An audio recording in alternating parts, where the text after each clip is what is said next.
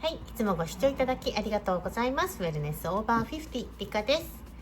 今日はですね、前々回から引き続き髪型関連動画第3弾になります。今回でね、3部作終了ということでね、今日は皆さんね、髪型迷子になってないでしょうか？私もね、髪型コロコロ変えるタイプなんですよね。あんまりね、髪型変えないよっていう、いつも同じだよっていう人も多いかもしれないんですけども、そういう方もね、なんかマンネリしちゃったな、ちょっと違う髪型したいけど何が似合うかわからない、今の髪型からどうやってねそこまでいけばいいのかわからないってね思って悩まれてね、一歩を踏み出せない方とかも多いかもしれません。ということでね、今日はいろんなね、長さ別髪型マップをね、私作りまして、どういう風にね変えていったらいいかっていうか、ここからこっちだと進みやすいよとか、この髪型でマンネリしてきたらこういう風にチェンジするとね、ちょっと気分を変えられるよとかいうのをお話ししていきたいと思います。迷った時のガイドに使っていただけたら嬉しいです。はい、ということでね、今私は、このぐらいのショート、レイヤーボブみたいなね、前髪ありのレイヤーボブになってるんですけども、私もね結構いろいろ髪型を変えてきました。ロングにしてる時はロングでもヘアカラーをね変えてみたり、あとねレイヤーを入れてみたりとかね、急にね思い切ってバツンと切ってねショートにしてみたり、ショートの時もね黒髪にしたり金髪にしてみたりとかね、本当にいろいろしてきました。前髪とかもねあったりなかったりしたんですけれども、いろいろね自分がやってきて、どういう風にしていったら、次の髪型にね移れるのか、移行期の途中も違う髪型を楽しみながらね、目標の髪型までいけるようにする中継地点みたいなね、そういう髪型もありますので、そういうのをねいろいろ解説していきたいと思います。まずね、ショートヘアから。ショートヘアの方ね、ヘアアレンジもあんまりできないしっていうことでね、ちょっとねマンネリになりやすい髪型でもあります。短く切ってしまったらちょっと伸びてくるとね、なんかすごいもっさりしちゃって、でまた切っちゃうって、同じところをループしてる方とかもね多いかもしれません。まずね、ショートヘアの方が飽きてきたなと感じた時にできる変化、前髪を作る、前髪を作らない、前髪ねありなしでもねだいぶ印象が変わってきます。前髪ありだとね、やっぱりちょっと可愛らしい女の子らしい印象になりますし、もうほんと思い切ってちょっと個性的にね短くしてみたりとか、あとはなしにして長くするとちょっと大人っぽい印象になります。あとは分け目。そう、私は今これはなんていうの、分け目なしっていうのかな、普通にこうイーブンに下ろしてるんですけども、ちょっと分け目をねこう作ってみたり、もうこれでもだいぶ違いますよね。あとは分け目をねサイドにしてみたり、もうこれでもほらだいぶ印象変わりますよね。こんな感じで、分け目を変えてみる。それでもねだいぶ見た目もね気分も変わってきます。あとはねフォルムを変える。今私はレイヤーを入れてるんですけども、このレイヤーの部分をね下に伸ばしてきて、ちょっとイーブンのねボブスタイルにしようかなと思ってるんですけれども、もうちょっとねこのレイヤーの位置を高くしてみると、これでもね全然こう見た目印象も違いますし、このね重心が上に行くっていうことでね、ちょっとこう台形のフォルムになるのかな。その重心をどこに置くかっていうことですよね。それで見た目の印象がねだいぶ変わってきます。やっぱり下に重心が来るとやっぱ重く見えますので、重めが好きなのか軽めが好きなのか、それでだいぶね気持ちも変わってくるかなと思います。私はねウルフってね結構上に重心がこうあるんですよね。重みが上に来て、ここに重みをためて下を軽くするっていう感じなんですけども、で今私はまたボブにしようと思ってね、重心を今下にどんどんこう下ろしているところです。ここにね今私のレイヤーのねここに重みが来てるかなっていう感じですね。で下に重みが来るとやっぱりトップのボリュームがなくなるので、あんまりボリュームが出ないっていう人はね、やっぱりちょっとレイヤーを入れてちょっと上のねボリュームを軽くして、そうすると上にこうねふわっとこっちのボリュームが出てきますので、そういった意味ではね毛質なんかでも髪型ね選んであげるといいかなと思います。ボリュームが出ない髪質なのにレイヤーの入ってない重めの髪型をね選んでしまうと、やっぱりねここのねボリュームが出ないっていう悩みは解消できませんで、さらにねぺったんこになっちゃうので、そういった意味でもねちょっと軽さが欲しいっていう人はちょっとレイヤーを入れてトップにね重心がいくような感じ、この辺に軽さが出るボリュームが出るような感じにしてみましょう。はい、あとはねショートヘアはやっぱり色とかでもね形とかでも遊べるのが一番の利点だと思うので、マンネリしてきたなと思ったら思い切ったねちょっとハイライト入れてみたりとか、私みたいにねグレーヘアを伸ばすのもいい機会だと思いますし、思い切った色味を私もたまにピンクとかにねしたりするんですけれども、そういった色味にねしてみてもすぐね伸びてきちゃえばどっか行っちゃうので、すぐ切っちゃえばいいやみたいなね、すぐ伸びてきちゃうわっていう感じで気楽にね遊んでいけると思います。それはね本当に気分転換になるので、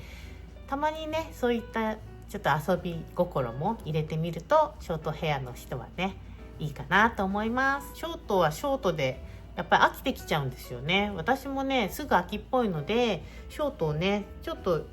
楽しいんだなと思うと今みたいにねちょっと伸ばしていきたいなっていう気持ちになってしまうので、伸ばしてね気分転換をするっていうことですよね。で、私の場合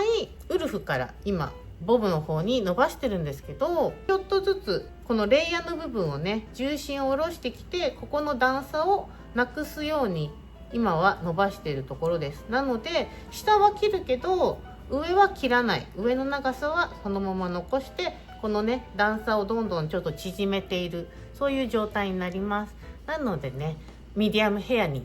移行する場合、ウルフの方はねできるんだったらそのまま切らずに伸ばしていった方がいいんですけど、やっぱりねそのボリュームの出る部分とかがだんだんちょっともったりとしてきてしまったりするので、その軽さを調整しながら全体的に伸ばしていくですとか、私みたいに下だけ切ってね上の長さを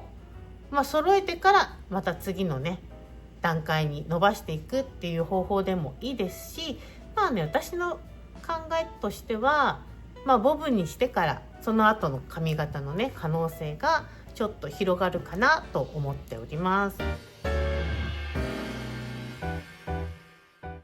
次のねミディアムヘア、ミディアムの方はね変化の幅がやっぱりちょっとショートよりもね少なくなってきちゃうんですよね。その分切っちゃおうかな伸ばそうかなっていろいろ迷いやすい、ちょっと中途半端だね中継地点的なポジションでもあります。でね、その方たちがマンネリした時とかどうしたらいいのかなっていうと、やっぱりね前髪チェンジ、前髪をね作ってみるとか伸ばしてみるとか、それでもね全然変わってきます。やっぱり前髪ありのミディアムヘアっていうとね、やっぱりちょっと女の子らしい若々しい幼い感じになると思うので、それでねちょっとメリハリをつけてみたりしてもいいかもしれません。今だとねシースルーバング、もう私もシースルーバング寄りではあるんですよね。シースルーバングにしてみるですとか、こういうねシースルーバングとか、あとダブルバングっていうのちょっと2段階にね内側が短くて外は長いみたいな、そういう風にすると、前髪欲しいなっていう時はこうやって下ろせばいいし、前髪なしにしようと思えばこうやってね分けて前髪ない風にもできますので、そういう風にしてね変化をねつけてみるっていうのも気分転換になると思います。あとはねやっぱりレイヤーを入れる。私もね顔周り今ちょっと短くしてレイヤーを入れて顔にちょっとかかるような雰囲気にしてるんですけれども、ちょっとレイヤーをね顔周りに入れて遊ぶ髪の毛をね作ってあげる。そうするとね髪型も印象も変わりますし、気分もねだいぶ変わってくると思います。あとはねやっぱりカラー結局カラーかよみたいな、カラーでね重ためになってきたなって思った時にこういうハイライトを入れてね、ちょっと毛先に軽さを出してみるですとかね、ちょっと最近ですとねミルクティー系とか、そういうちょっと透明感のあるそういうグレージュみたいなね、そういう色味でそんなに明るくはしたくないけどちょっと変化欲しいよっていう時にね、そういう透明感ニュアンスカラーみたいなのをね入れるとだいぶ印象がね変わってくるかと思います。お仕事的にハイライトとかあんまりハイトーンにできないっていう方もねいると思うので、そういう方はねそういうヘアカラーグレージュみたいなねカラーがおすすめです。あとはね、これもね切るか伸ばすかっていうね、そういう瀬戸際だと思うんですけど、ミディアムの方はね2,3 ヶ月ね美容室行かないでちょっと伸びちゃったわってたら、もうロングにね移行もすごいしやすいかなと思うので、そういう時にねどういう風に決断するか、やっぱりもうちょっと軽さを出して短くしたいわとか、ちょっとスタイルをねもうちょっとミディアムウルフみたいな感じにしてね、ちょっと軽さを出してでも長さはそのままキープしたいわとかね、いろいろ選択肢はあると思います。で次ね、ロングヘア、ミディアム、この、鎖骨あたりまでが私的にはねこのぐらいまでミディアムかな気がするんですけど、このねミディアムからちょっとこう超えて、あれいつの間にか 2,3 ヶ月経ったらあっという間に伸びてたわみたいなロングヘアね、いつの間にかなっちゃったわっていう人もいるかもしれません。ロングヘアね、やっぱり変化がつけにくい、ついついいつも縛っちゃうね、そういう髪型になっちゃうかなと思います。私自身もね自分がグレーヘアをね伸ばそうって思う前まではロングヘアだったんですね。黒髪の結構ロングヘアにしていました。そうロングヘアはねやっぱりちょっと重たくなるし変化がつけづらいんですよ。あとねやっぱりいろいろ作業する時についつい縛ってしまうので、ロングになっちゃったらねもう何ロングだろうがいつもなんか縛ってるみたいなね、そういう感じになってしまいがちなので、40、50代ですごく美しいロングヘアを保つっていうのはねなかなか難しいかなと思います。それでもね、ロングヘアの方で変化をつけるとなったらやっぱりね前髪はねここの顔の一部なのでね、前髪でやっぱり変化っていうのはねつけやすいです。特にねロングヘアでこうやってねいつも縛ってしまう人が前髪がねあるなし、だいぶ違いますよね。あと前髪の重くするのか軽くするのか、あとはねこのサイドバングみたいなね、ここも重要ですよね。この辺のこういうサイドバングありなし、あとはねもう本当に全部こうやって前髪なしでいくのか、だいぶ印象ね変わってきます。可愛くなるっちゃ可愛くなりますよね。私もね結構ね本当にパッツン、ニューヨークに来た当初はね黒髪パッツンのストレートロングヘアでした。海外に行くので日本人っぽくしてこうと思って、やっぱ日本人だったら黒髪ロングだろうみたいなね、で前髪パツンはやっぱ個性的ですし、もうニューヨークによし行くぞということでね参戦してきました。今やれって言ったらねちょっと、その時はね、誰も私がね40過ぎてるとは思ってくれなかったので、それでねちょっと若見えを狙いました。あとはね本当にレイヤーなしでもう全部同じレングスワンレングスで伸ばすってね結構大変かなと思います。ご自身の手入れの仕方ですよね。梶芽衣子さんみたいなね、懐かしい梶芽衣子さんみたいなああいう感じでね黒髪ロング、昔のね浅野敦子さんみたいなああいうね髪型っていうのはねやっぱりちょっと若い人の方が似合うかなっていう印象はあります。レイヤーをね入れてこの顔周りですとかやっぱりね動きを出すっていうのがねやっぱり大人のヘアには重要かなと思います。ちょっとしたねレイヤーロングみたいなねのだといい女風みたいな感じですよね。ちょっとやっぱりロングは髪に動きが出にくいので、やっぱりそういうねレイヤースタイルで動きを出すと大人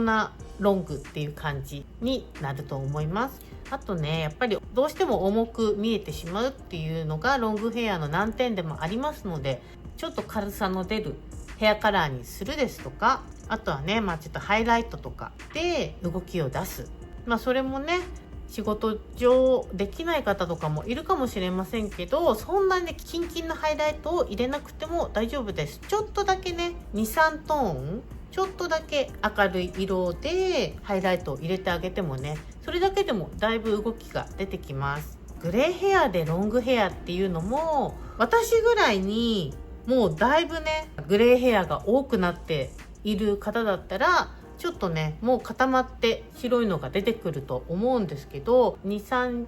30%、20% ぐらいのグレーヘアとかだと白髪なのねみたいな感じにご自身もちょっと気になるかもしれません。なのでね、そういう方にもハイライトはね、有効かなと思います。でね、前髪作ってみたり、レイヤー入れてみたりとかしながら気分をね変えてみたとしても、やっぱりロングもね飽きちゃうんですよ。なのでロングに飽きたらやっぱり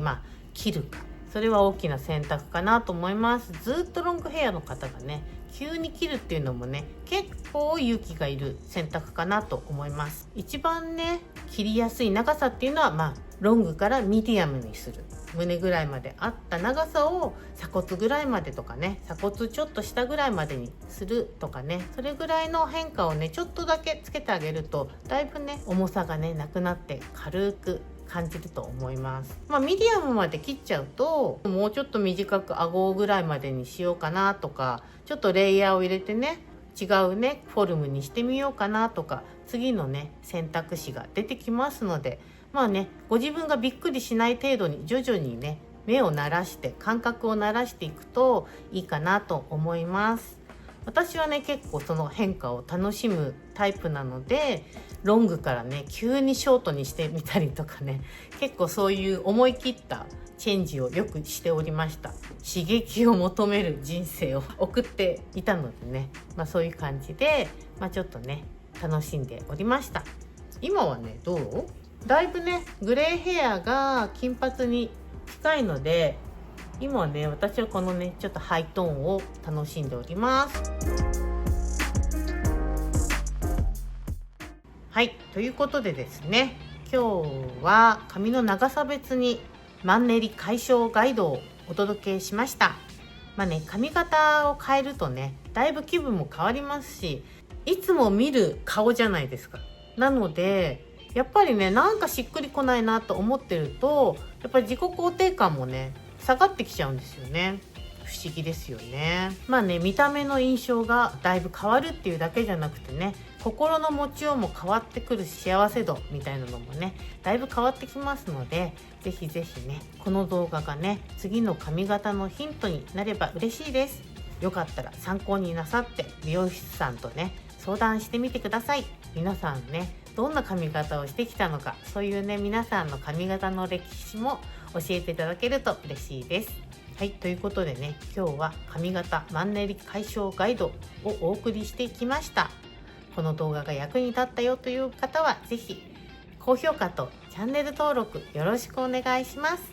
ベルマークの通知ボタンも押して次の動画を待っていただけると幸いです。ということでまた次の動画でお会いしましょう。またね。バイバイ。